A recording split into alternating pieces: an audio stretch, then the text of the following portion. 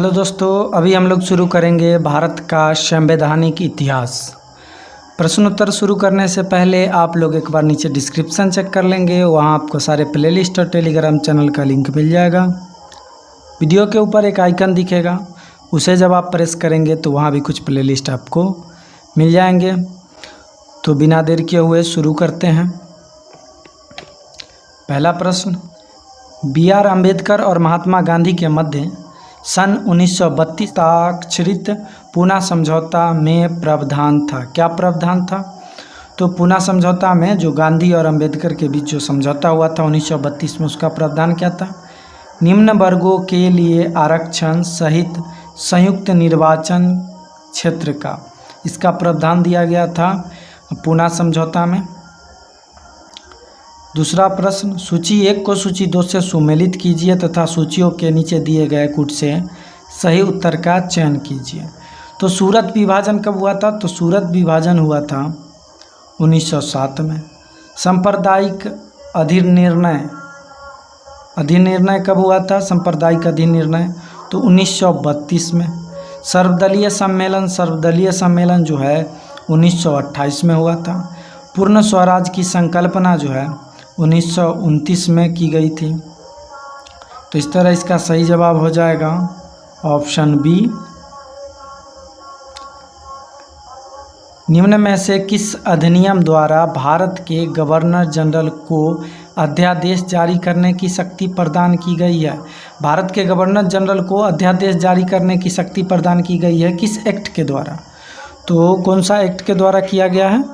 तो वो एक्ट है भारत परिषद अधिनियम 1861 के द्वारा अध्यादेश जारी करने का शक्ति दी गई है। सूची 1 को सूची 2 से सुमेलित कीजिए तथा सूचियों को नीचे दिए गए कूट से सही उत्तर का चयन कीजिए। अगस्त घोषणा किसने किया था? तो अगस्त घोषणा किया था लॉर्ड मार्टिन्यू ने। अगस्त प्रस्ताव लॉर्ड लिनलिथगो ने। अगस्त संकल्पना जो है महात्मा गांधी ने किए थे। प्रत्यक्ष कार्रवाई दिवस मोहम्मद अली जिन्ना ने किया था। तो इसका सही जवाब हो जाएगा ऑप्शन ए। रेगुलेटिंग एक्ट पारित किया गया, कब पारित किया गया था? तो 1773 ईस्वी में पारित किया गया था रेगुलेटिंग एक्ट। भारत के गवर्नर जनरल को किस एक्ट के द्वारा अपनी समिति के निर्णय को अस्वीकार करने का अधिकार मिला? भारत के गवर्नर जनरल को किस एक्ट के द्वारा अपनी समिति के निर्णय को अस्वीकार करने का अधिकार मिला था? तो मिला था 1786 का अमेंडमेंट के द्वारा मिला था। महारानी विक्टोरिया को भारत की सम्राज्ञी नियुक्त किया गया। कब नियुक्त किया गया? तो नियुक्त किया गया था 1876 ईस्वी में। सम्राज्ञी विक्टोरिया ने 1858 की घोषणा में भारतीय को बहुत सी चीज़ें दी जाने की आश्वासन दिया था। निम्न आश्वासनों में से कौन सा ब्रिटिश शासन ने पूरा किया था? तो पूरा किया था देसी रजवाड़ों की यथा स्थिति बनाए रखी जाएगी, इसको पूरा किया था। मिंटो मार्ले सुधार का उद्देश्य क्या था? मिंटो मार्ले सुधार का उद्देश्य था पृथक निर्वाचन प्रणाली। मार्ले मिंटो सुधार बिल किस वर्ष में पारित किया गया? मार्ले मिंटो सुधार बिल जो है किस वर्ष पारित किया गया था? तो किया गया था 1909 में। मुसलमानों के लिए अतिरिक्त निर्वाचक मंडल प्रारंभ में किसके द्वारा लाया गया था? मुसलमानों के लिए आर्थिक निर्वाचक मंडल प्रारंभ में किसके द्वारा लाया गया था? तो मार्ले मिंटो सुधार 1909 के द्वारा लाया गया था। 1909 में इंडियन काउंसिल एक्ट में किस बात की व्यवस्था की गई थी? 1909 के इंडियन काउंसिल एक्ट में सांप्रदायिक प्रतिनिधित्व का बात की गई थी, व्यवस्था की गई थी। मार्टिन्यू चेम्सफोर्ड सुधार में प्रावधानों का सार था, क्या था? तो हिंदू मुस्लिम हेतु अलग निर्वाचन व्यवस्था। 1946 का कैबिनेट मिशन 3 मंत्रियों में गठित था। निम्न में से कौन इसका सदस्य नहीं था? तो कौन कौन सदस्य थे?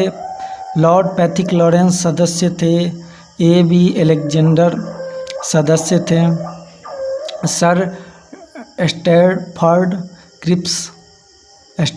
क्रिप्स भी थे, और लॉर्ड एमरी जो है इसके सदस्य नहीं थे। तो इसका सही जवाब हो जाएगा ऑप्शन डी।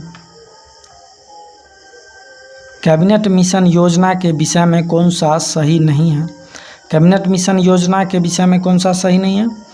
तो पाकिस्तान की स्वीकृति, ये सही नहीं है। भारत का संविधान लागू होने तक स्वतंत्रता के पश्चात इसका शासन किसके अंतर्गत चलाया गया?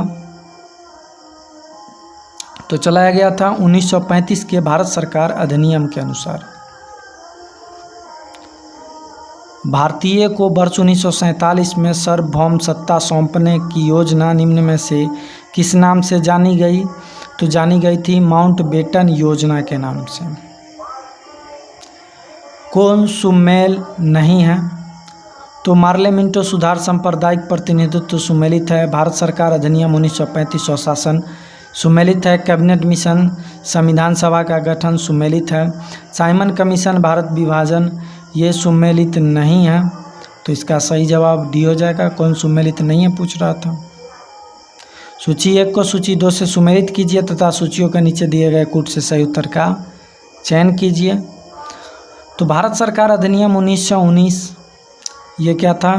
तो प्रांतों में द्वैध शासन था के लिए जाना जाता है। भारत सरकार अधिनियम 1935 जाना जाता है प्रांतीय स्वायत्तता के लिए। मिंटो मार्ले सुधार 1909 जाना जाता है सांप्रदायिक निर्वाचन के लिए। भारत परिषद अधिनियम 1861 जाना जाता है सती प्रथा के अंत के लिए। और अधिनियम 1858 जाना जाता है ब्रिटिश शासन शक्ति में आया था। तो इस तरह से इसका सही जवाब हो जाएगा ऑप्शन बी। अखिल भारतीय महासंघ स्थापित करने का प्रावधान शामिल किया गया था। अखिल भारतीय महासंघ स्थापित करने का प्रावधान शामिल किया गया था किस अधिनियम के द्वारा? तो भारत सरकार अधिनियम 1935 में। निम्न में से किस अधिनियम में केंद्र में द्वैध शासन प्रणाली को स्थापित किया? तो किया था भारत शासन अधिनियम 1919 में द्वैध शासन प्रणाली को स्थापित किया था भारत के केंद्र में। संघीय प्रणाली का पहला प्रयास भारत सरकार अधिनियम डैश द्वारा किया गया था। तो किया गया था 1935 के द्वारा। किस अधिनियम की प्रमुख विशेषता प्रांतीय स्वायत्तता थी? तो वो थी 1935 अधिनियम की विशेषता थी प्रांतीय स्वायत्तता। भारत में सचिव का पद किसके द्वारा निर्मित किया गया था? तो भारत में सचिव का पद जो है भारत सरकार अधिनियम 1858 द्वारा निर्मित किया गया था। किस भारतीय अधिनियम के तहत पहली बार विधायिका में कुछ निर्वाचित प्रतिनिधित्व की मंजूरी दी गई?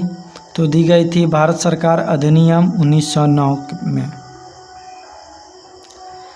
भारत सरकार अधिनियम 1935 द्वारा स्थापित संघ में अविष्ट शक्तियाँ किससे दी गई थी?